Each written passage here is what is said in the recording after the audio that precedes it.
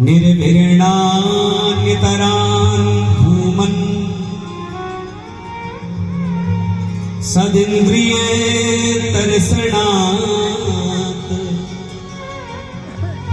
येन सम्भाव्यमानेन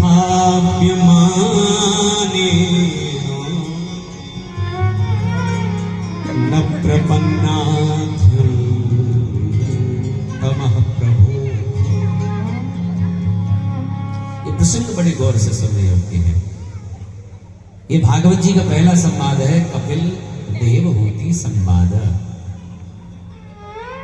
भगवान कपिल व्यास गद्दी पर विराजमान है। भगवान कपिल व्यास आसन पर विद्यमान है और सामने वृद्धा माता देवहूति बैठी है।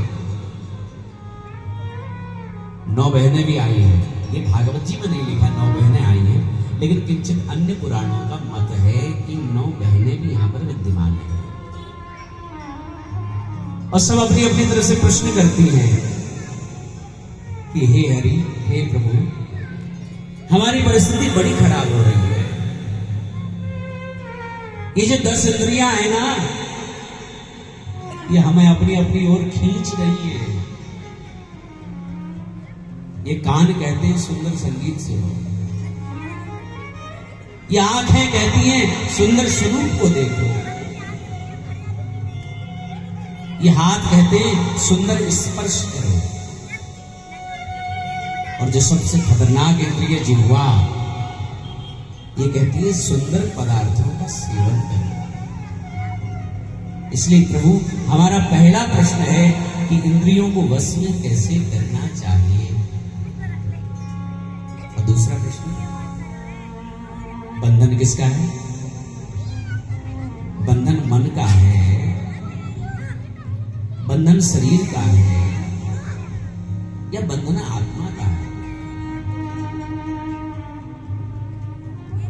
लेकिन दर्शन कहता है कि बंधन का कारण यह मन भी नहीं है। बोले मन तो दृष्टा है, बंधन का कारण ये प्रकृति है।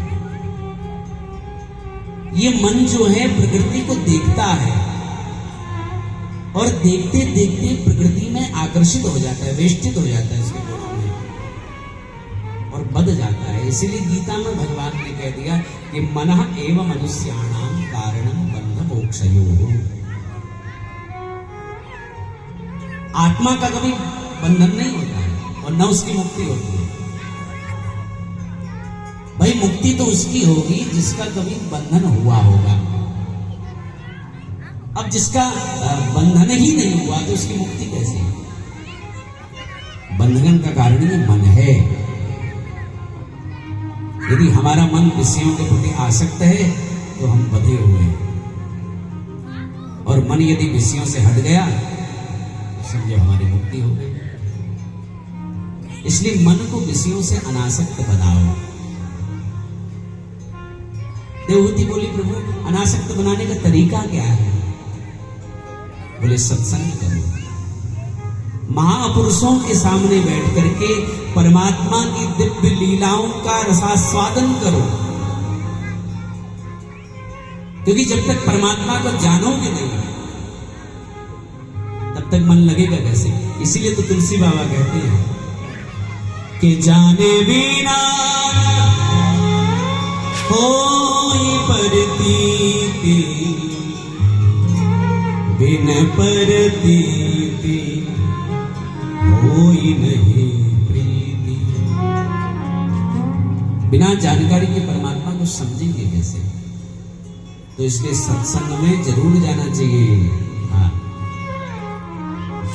और दूसरा तरीका है अष्टांग योग, यम नियम आसन धारणा ध्यान, यम नियम आसन प्राणायाम प्रत्याहार धारणा ध्यान समाधि,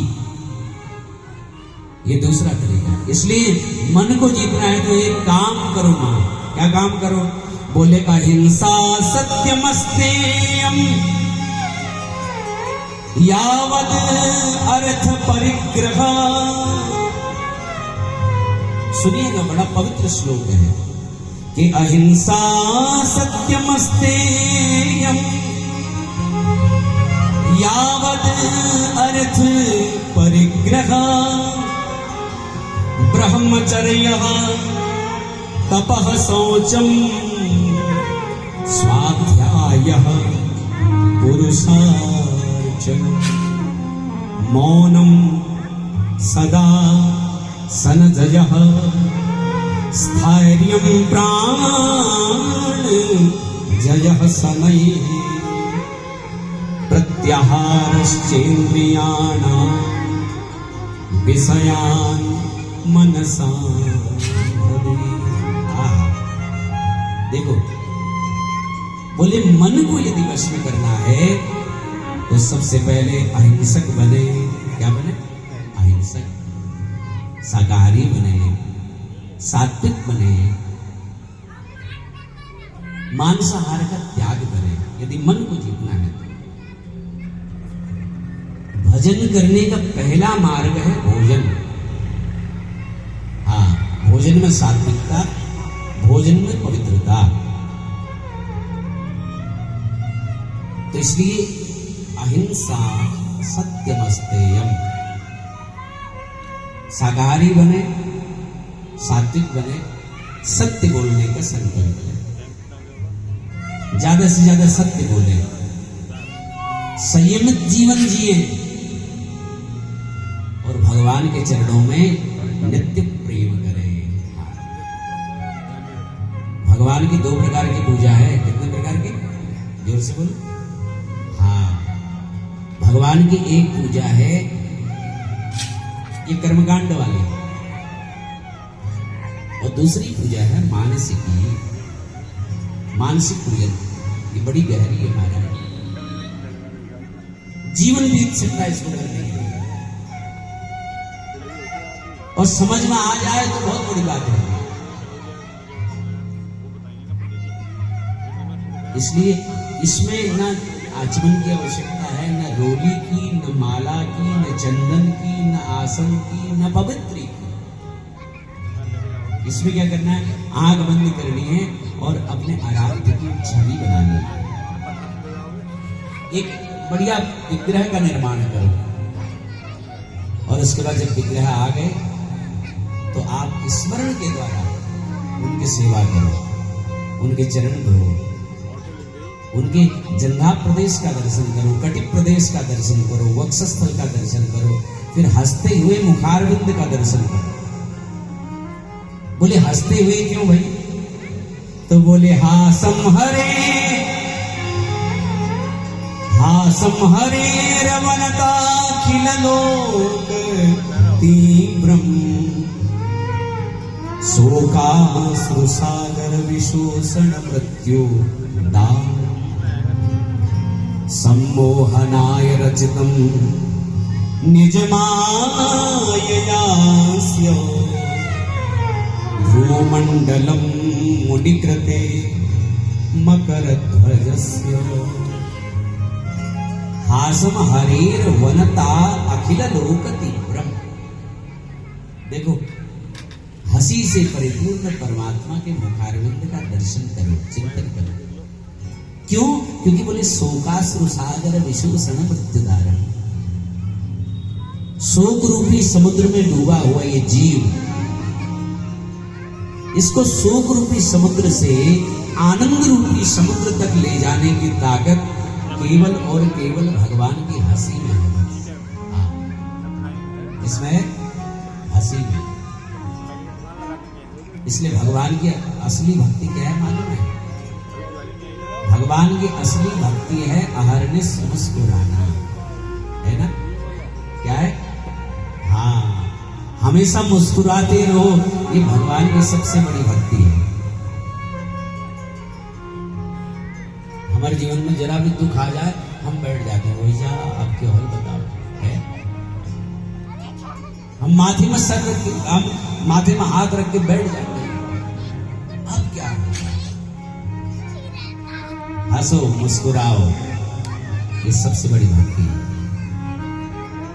अच्छा, जितने संकट भगवान राम कृष्ण के जीवन में आए उतने संकट हमारे जीवन में कभी आ सकते हैं क्या? बोलो। भगवान कृष्ण के जीवन में थोड़ा दृष्टिपात करो। जन्म कहां हुआ? जेल में, कारागृह में। और जैसे ही जन्म लिया माता पिता से बिछो। 7 दिन के थे पूतना मारने आ गए, 6 महीने के थे सकटासुर आ गया, 1 वर्ष के थे तृणावर्त आ गया, केसरी धेनुकासुर, अघासुर, बकासुर, वत्सासुर, न जाने कितनों को ठिकाने लगाया। और एक समय ऐसा आया जिस गोकुल में पले बड़े, इतने बड़े वैभव का परित्याग, कहां चले गए? वृंदावन। और वृंदावन में कहां रहे जानते हो?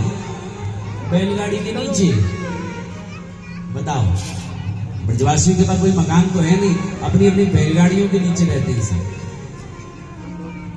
और उसके बाद एक समय ऐसा आया कि जिन यशोदा ने पाल पोस करके इतना बड़ा किया, उन यशोदा से भी बिछोड़ हो गया। मात्र 11 वर्ष 56 दिन के प्रभु मथुरा गए, कंसा ने दुष्टों का उद्धार किया।